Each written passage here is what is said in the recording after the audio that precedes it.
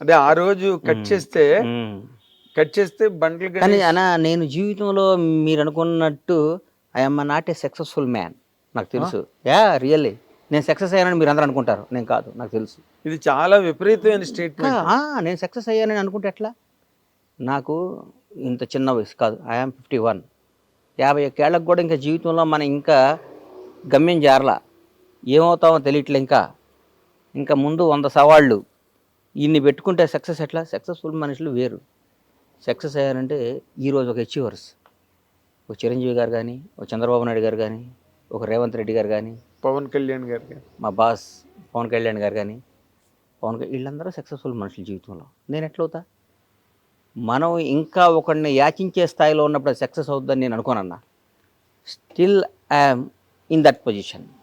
నాకు అది నాకు అది కావాలని అడిగే స్థాయిలో ఉన్నా కాబట్టి నేను కాదు, నేను ఒకరిని శాసించే స్థాయికి వచ్చిన రోజు నాకు సక్సెస్ అయినట్టు. ఆ శాసించే స్థాయి నాకు వస్తుంది, నేను శాసిస్తాను. ఏ రంగంలో అంటారు? అన్ని నేను అనుకున్న రంగంలో నాకు ఇష్టం. సినిమా ఇండస్ట్రీలో మీరు ఆల్రెడీ ఒక స్లాట్ లేదు పవన్ కళ్యాణ్ కదా సినిమా తీస్తే ఏందంటున్నా? అది ఎంతమంది కలో కదా సినిమా ఇండస్ట్రీ. అన్న ఒకటి గుర్తుపెట్టుకో, పవన్ కళ్యాణ్ అనే ఆయన బండ్ల గణేష్ అనేవాడికి 1 కోటి మంది ఉంటే ఒకరిని సెలెక్ట్ చేసి నాకు అవకాశం ఇచ్చాడు, అయిపోయింది. సినిమా తీయగాలని నేను గొప్ప కాదు, ఆయన నాకు అవకాశం ఇచ్చాడు, అది నా గొప్పతనం, నా అదృష్టం. ఆయన గొప్పతనం నా అదృష్టం. అంతేగాని సినిమా నేను తీసేదండి పవన్ కళ్యాణ్ సినిమా, ఆయన నాకు ఇచ్చిన అవకాశం నేను వాడుకున్నాను. కానీ ఈ రోజుకి కూడా నేను అప్ టు మార్క్ వెళ్ళలేదని నా ఫీలింగ్. నేను కసితో పనిచేయాలి, ఇంకా కష్టపడాలి, పిల్లల్ని బ్రహ్మాండంగా చేయాలి. ఈరోజు ఇండస్ట్రీలో చాలామందిని చూశాను, చాలామంది పిల్లలు సెకండ్ జనరేషన్లో ఎక్కడున్నారు? పెద్ద పెద్ద పిల్లలు సక్సెస్ అవ్వకపోతే మన లైఫ్ ఏంటన్నా? పిల్లలు సక్సెస్ అవ్వకపోతే మన లైఫ్ ఏంటి? కరెక్ట్. ఇప్పుడు పిల్లలు సక్సెస్ అవ్వని వాళ్ళ గురించి మీరు మాట్లాడుతున్నారు. సక్సెస్ అయిన వాళ్ళు ఒక రామ్ చరణ్ గారు, ఒక జూనియర్ ఎన్టీఆర్ గారు, ఒక మహేష్ బాబు, అదృష్టమా? 100% కేవలం అదృష్టమేనా? వాళ్ళ అదృష్టం, వాళ్ళ కసి. రామ్ చరణ్తో వర్క్ చేసే కదన్నా. అవును, చరణ్ అనేవాడు బ్లూ బ్లడ్ అన్న మనిషి, వ్యక్తిత్వం గల్లాడు. అవునా? చిరంజీవి గారి మంచితనానికి దేవుడు కరెక్ట్ కొడుకునిచ్చాడని ఫీల్ అవుతుంటప్పుడు నేను నిజంగా. కరెక్ట్. ఆయన మంచితనానికి మంచి కొడుకునిచ్చాడు దేవుడు అనుకుంటా. డిగ్నిటీ, రాయల్టీకి అది మంచితనం. ఈ ఇండస్ట్రీలో కూడా అన్నా మనం ఊరికే బేసిక్గా జనాన్ని ఊరికి పొగటం అనవసరం, ఎక్కువ పొగడకూడదు. వాళ్ళకి టాలెంట్ ఉంది, వాళ్ళకి దమ్ము ఉంది, వాళ్ళకి అన్నీ ఉన్నాయి, కలిసి వచ్చినాయి అనుకోవాలి. కానీ ఊరికి అబ్బబ్బబ్బో నువ్వు ఇంద్రుడివి, నువ్వు చంద్రుడివి, నువ్వు మామూలుడివి కాదు, నీలాంటి పుట్టక ఇంకోటి పుట్టడు, నీలాంటి పుట్టక ఇంకొకటి పుట్టడు, నువ్వు పుట్టినప్పుడు నీ జన్మ ధన్యమైపోయింది, ఇవన్నీ మాటలు ట్రాష్ అని నేను ఫీల్ అవుతున్నా. అనవసరం. మనతో వాళ్ళకి అవసరం కల్పించుకునే విధంగా మనం పెరగాలి. ఈ బండ్ల గణేష్ ఉంటేనే ఈ ప్రాజెక్టు న్యాయం చేస్తాడురా అన్న స్థాయిలో మనం ఉండాలి. ఈ పని చేయాలంటే బండ్ల గణేష్ ఉంటేనే బాగుంటుందిరా అనే ఆలోచన వాళ్ళకి కలిగే విధంగా మనం పెరిగితేనే మన సక్సెస్. కానీ సార్ మీరు ఇంత పొడుగు సార్, మీరు నడిస్తే అద్భుతం సార్ అంటే చాలామంది ఉన్నారు. చాలామంది హీరోల దగ్గర చిన్న చిన్న వేషాలు వేసి పొగిడేవాళ్ళు చాలామంది ఉన్నారు. వాళ్ళ జీవితం నా జీవితం ఒకటి పొగడతకి ఉండకూడదని నా నమ్మకం. నేను పొగిడించుకునే స్థాయిలోకి రావాలని నా ఆశ. వస్తా అన్న కాదు అంటే ఇంకా మీరు పొగిడించుకునే స్థాయిలోకి రాలేదు. ఎక్కడ వచ్చానన్నా? నిజంగా మాట్లాడతాం. ఇదేం అచీవ్మెంట్? ఇది అచీవ్మెంటా? మీతో పాటు అవన్నీ అనవసరం. నా చిరంజీవి గారితో పాటు ఇండస్ట్రీకి వచ్చిన వాళ్ళు, పవన్ కళ్యాణ్ గారితో పాటు హీరోలుగా వచ్చిన వాళ్ళు, రేవంత్ రెడ్డి గారితో పాటు రాజకీయాల్లోకి వచ్చిన వాళ్ళు, చంద్రబాబు నాయుడు సమకాలికులు.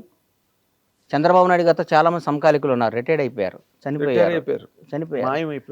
ఆయన ఫస్ట్ టైం ముఖ్యమంత్రిగా ప్రమాణ స్వీకారం చేసినప్పుడు ఆయన మంత్రిలోకం ఫోటోలు చూడండి ఎంతమంది ఉన్నారు. ఇప్పుడు సెకండ్ టైం చేసినప్పుడు ఎంతమంది ఉన్నారు, థర్డ్ టైం చేసినప్పుడు ఇప్పుడు ఎంతమంది ఉన్నారు. Still today is young man, is fighter. Pawan Kalyan గారు ఆయనతో పాటు హీరోలుగా జనరేషన్ ఆ టైంలో 25 ఏళ్ళు అక్కడమ్మ ఇక్కడ అబ్బాయి. ఇప్పుడు నేనేగా ప్రత్యక్ష సాక్షిని. సుస్వాగతం దగ్గర నుంచి ఆయనతో పాటు ప్రయాణించినాను కదా. ఆయనతో పాటు ఎంతమంది వచ్చారు, ఎంతమంది ఉన్నారు? ఎవరయ్యారు? పవన్ కళ్యాణ్ వాడయ్యాడు. చిరంజీవి గారు తమ్ముడు అయ్యాడంటే ఎట్లా? చిరంజీవి గారు తమ్ముడు లేరా? చిరంజీవి గారు చాలామంది లేరా? చిరంజీవి గారు బంధువులు లేరా? ఎందుకు? పవన్ కళ్యాణ్ చిరంజీవి గారిని కూడా తలదన్నే స్థాయికి వెళ్ళాడు. నిజంగా మాట్లాడుకోవాలి అంటే నేను మనస్పాటి నాకు పవన్ కళ్యాణ్ కాదు, నన్ను ఆ స్టేజెస్ లో కూడా చిరంజీవి గారు కూడా ఆశ్చర్యపోయిన సందర్భాలు ఉన్నాయిగా. పవర్ స్టార్ అని అరుస్తుంటే అమ్మమ్మ చిరంజీవి గారు గ్యాప్ ఇచ్చి మాట్లాడకుండా నేను కూడా అంటే పవన్ కళ్యాణ్ గారి మీద కూడా నేను నా జీవితంలో ఒక ఈడు అద్భుతం ఆహాహా అని పొగడకూడదు అనే డెసిషన్ తీసుకున్నాను నేను. ఎందుకు పొగడాలన్న మనం పొగిడించుకునే స్థాయికి రావడానికి ప్రయత్నం చేయాలి. అంటే మీరు ఒకరిని ఆ విధంగా చాలా అలంకారప్రాయంగా మీరు పొగిడిన సందర్భం ఒక్కసారి నేను చూశాను. అది పవన్ కళ్యాణ్ గారిని పొగడపోతే నాది బతుకు కదన్న. పొగడపోవటం అంటే ఆయన మీద నా కృతజ్ఞతను ఎల్లబొట్టకపోతే నేను బండ్లా నాగేశ్వరరావు బండ్లా సీతకు పుట్టానన్న జీవిత సత్యం ఎంత నిజమో, మా తల్లిదండ్రుల పేరు ఎంత నిజమో, పవన్ కళ్యాణ్ అనేవాడు కృతజ్ఞతగా ఉండటం అంత నిజం. అది జనం అనుకోవచ్చు, పవన్ కళ్యాణ్ పొగుడుతున్నాడు రా, అది నేను అవసరం లేదు. నా జీవితం నువ్వు ఎప్పుడైనా చెక్ చేసుకో అన్న. నేను ఎవరైనా సింహభాగాన ఉన్నప్పుడు వాడితో గొడవపడుతుంటా. రాష్ట్రాన్ని శాసిస్తున్నారు, కనుసైగితో శాసిస్తున్న టీఆర్ఎస్ ప్రభుత్వం మీద ఎదిరినాడు నేను. అవును, భయం, పొగడలేదు ఎప్పుడు, నెవర్. నా ప్రాణం పోవటానికే నేను సిద్ధపడతా, నేను పొగను. నేను కాంగ్రెస్ దాదాపు మీరు 2004 2003 బొత్సన్న 2004 అప్పుడు అంతకుముందు నేను 2000 నుంచి నేను వాళ్ళతో సన్నిహితంగా ఉన్నా. 2000 నుంచి నన్ను చూశారు మీరు. అవును, నేను ఏ రోజైనా పార్టీ మారానా? ఏం లేదు. 2009లో చిరంజీవి గారు పార్టీ పెట్టినప్పుడు కూడా చిరంజీవి గారు అంటే ఇష్టం, నేను పార్టీ మారానా? మారలేదు.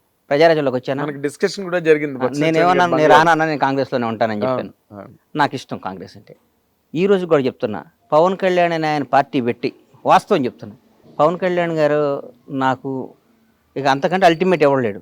ఆయన జనసేన పార్టీ పెట్టినప్పుడు నాకేమాత్రం మనస్సాక్షికి నేను క్వశ్చన్ చేసుకుంటే నేను ఎవరి దగ్గర పనిచేయాలన్నా, ఎవరితో తిరగాలి, నిజం చెప్పు. పవన్ కళ్యాణ్ గారితో కదా, అన్డౌటెడ్ కదా, దాంట్లో డౌట్ ఇంకేమైనా ఉందా? డౌట్ తేడా ఉందా? ఇంకేం లేదు. నేను ఎందుకు వెళ్ళలేదంటే నా మనస్సాక్షిని, నా ఇష్టాన్ని, నా ప్రేమని, కాంగ్రెస్ పార్టీ మీద నా అభిమానం డామినేట్ చేసి ఆయన బాగుండాలి, ఆయన అక్కడ కింగ్ అవ్వాలి, కానీ నేను కాంగ్రెస్ పార్టీలో ఉండాలి. దానికి తెలుసు. దానివల్ల నేను అక్కడ పోతే నన్ను అందల మీద పెట్టేవాడు ఆయన.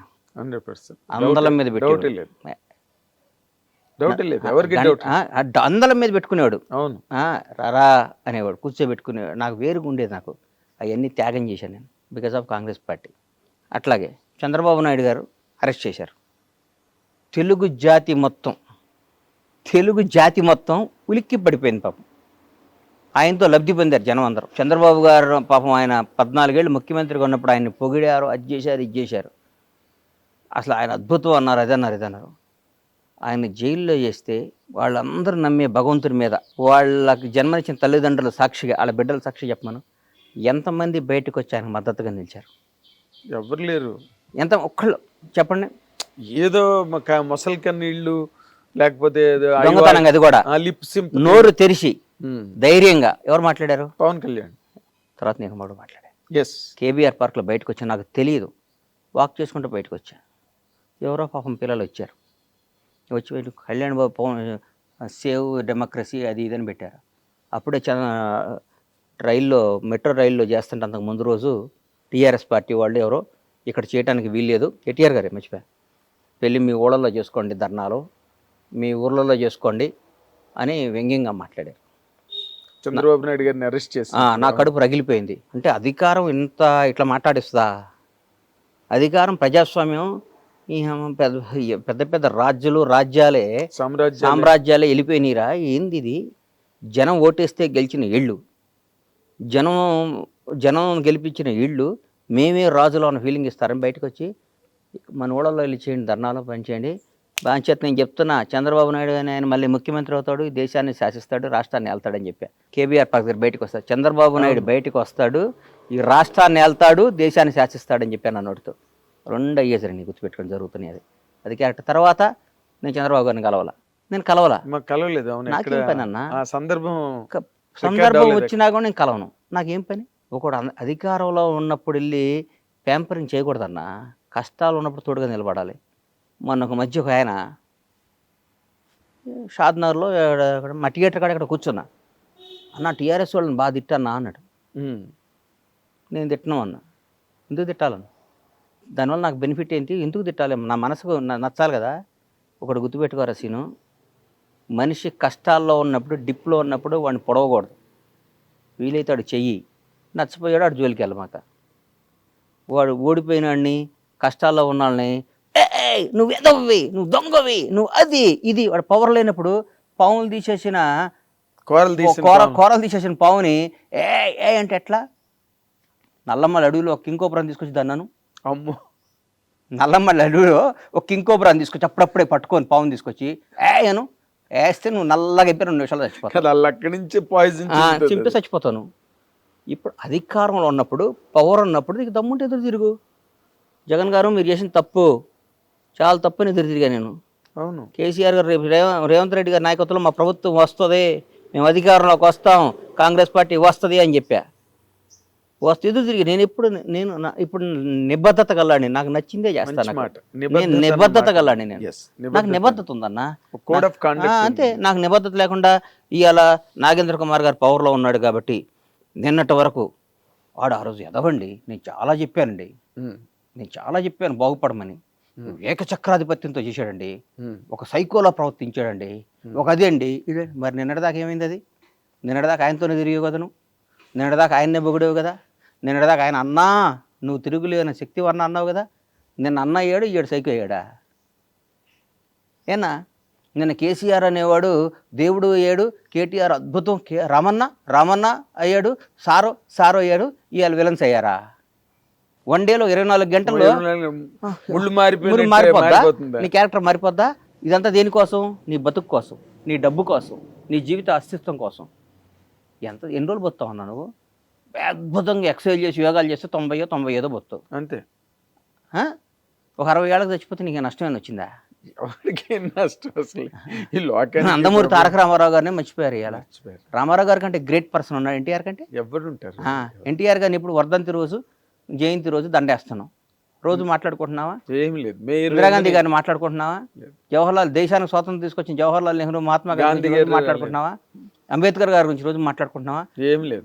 ఏప్రిల్ 14 అంబేద్కర్ గారి జయంతి అంటున్నాం. నేను అవసరం వచ్చినప్పుడు అంబేద్కర్ గారి పేరు వాడుకుంటున్నాం, ఆయన గౌరవించుకుంటున్నాం. జీవితంలో మనం బతికినంత కాలం, మనం ఉన్నంత కాలం మనకు నచ్చినట్టు మనం బతకాలనేది పాలసీ నాది. ఇప్పుడు మీరు చెప్పే పాలసీ పర్ఫెక్ట్, అది ఒక హ్యుమానిటేరియన్ ఆస్పెక్ట్ అండ్ జీవిత సత్యాలు అంటారే, అక్షర సత్యాలు, ఆణిముత్యాలు మీరు ఇప్పటి వరకు టెంప్లెట్స్ అనమాట, ప్రతివాడు మా ఫాలో అవ్వాల్సినవి. కానీ ఇప్పుడు మీరు ఫర్ ఎగ్జాంపుల్ మీరు కాంగ్రెస్ పార్టీని బాగా బలపరిచి దానికోసం పవన్ కళ్యాణ్ గారి క్యాంపును కూడా, పవన్ కళ్యాణ్ గారి మీద ఈ రోజు ఆయన వదిలే, నేను I'm talking about the policy of the party, political party, ఆ ఏరియా గురించి మాట్లాడుతున్నాను. మీరు అక్కడికి వెళ్ళడానికి మొగ్గు చూపలేదు, ఆ ఇంట్రెస్ట్ చూపించలేదు. ఎందుకంటే బికాస్ బేసికల్గా మీరు కాంగ్రెస్ పర్సన్. మనసు ఒకటను, సంసారం ఒక దగ్గర చేయలేం కదన్నా. ఎక్కడ చేస్తాను చెప్పు? నువ్వు ఎవరినో ఇష్టపడ్డావు, వేరే వాళ్ళతో సంసారం చేయమంటే ఎక్కడ చేసాను చెప్పు? చేయలేం కదా. దానిమ్మ బతకటం కంటే సావటం ఇష్టపడాలి. అట్లాంటి బతుకు కంటే ఇప్పుడు కొందరు మాట్లాడతారు, నేడు దాకా కేటీఆర్ అని, ఇవాళ రేవంత్ అన్న దగ్గరికి వచ్చి అన్న అంటే వాళ్ళని చూసి అనుకుంటా నేను, అమ్మ వీళ్ళు ఇంత చీప్నా కొడుకులా, ఇళ్ళు ఇంత ఎదవలా, ఇళ్ళు ఇంత అవసరం కోసం ఇంతనా రేపొద్దున ఏదో ఒక రోజు పవర్ పోయిద్ది. 10 ఏళ్లకో 11 ఏళ్లకో ఏదో రోజు దిగిపోవడం ఖాయమే కదా. జ్యోతి బస్సే దిగిపోయాడు. ఎవడో వెస్ట్ బెంగాల్ జ్యోతి బస్ అట్లా ఆ రోజు ఇలా ఒరిజినాలిటీ బయటకు వస్తుంది. మేము చెప్పామండి, ఆ రోజు విన్నాడా అండి అంటారు నా కొడుకులు. మేము మాత్రం ఎప్పుడు కాంగ్రెస్ పార్టీని, రేవంత్ రెడ్డి గారిని ఇష్టపడతాను. నేను ఒక్క మాట అడుగుతాను, 100 అడుగన్నా. ఇప్పుడు మీరు మాట్లాడేటప్పుడు అసలు మిమ్మల్ని ఎవరు కాంట్రడిక్ట్ చేయలేని రేంజ్లో మాట్లాడతారు, దానికి సహేతుకమైన విశ్లేషణ కూడా ఇస్తారు. మీరు పర్సనల్గా బిట్వీన్ ది 4 walls ఉన్నప్పుడు కూడా మీరు వాళ్ళతో అలాగే ఉంటారండి? అంతకంటే ఎక్కువ ఉంటా, అంతే, ఇంతకంటే ఎక్కువ ఉంటా. హిట్ టీవీ యాప్, ఇందులో short news, live news, entertainment shows, movies, digital magazines తో పాటు మీ జిల్లా వార్తలను కూడా ఫ్రీగా చూడొచ్చు. అంతేకాదు కేజీ నుంచి పీజీ వరకు విద్యార్థులకు స్కాలర్షిప్ కూడా అందిస్తున్నాం. ప్రతి వారం 10 మందికి లక్కీ డ్రా ద్వారా ఒక్కొక్కరికి 10,000 రూపాయలు అందిస్తున్నాం. ఇంకెందుకు ఆలస్యం, వెంటనే హిట్ టీవీ యాప్ ని డౌన్లోడ్ చేసుకుని ఫ్రీగా ఎంటర్టైన్మెంట్ పొందండి. Hit TV app hit TV app. Hit TV యాప్ని ఫ్రీగా డౌన్లోడ్ చేసుకొని ఎంజాయ్ చేయండి. మీకు నచ్చిన ఎంటర్టైన్మెంట్ కోసం హిట్ టీవీ యాప్ ని ఫ్రీగా డౌన్లోడ్ చేసుకుని ఎంజాయ్ చేయండి. హిట్ టీవీ యాప్ని డౌన్లోడ్ చేసుకుని ఆస్వాదించండి, ఆశీర్వదించండి. ఇంతమంది సెలబ్రిటీలు హిట్ టీవీ యాప్ ని డౌన్లోడ్ చేసుకోండి అని చెప్తున్నారంటే ఎంత మంచి యాప్ ఆలోచించండి. అమెరికా అమెరికా అమెరికా అమెరికాలో చదవాలనుకునే వాళ్ళకి విశ్వసనీయమైన పేరు మన శౌర్య కన్సల్టెన్సీ. UK లో 1 year masters, UK లో 1 year masters, 2 years work permit up to 5 years visa. Contact Saurya Consultancy. Contact 89851 89851.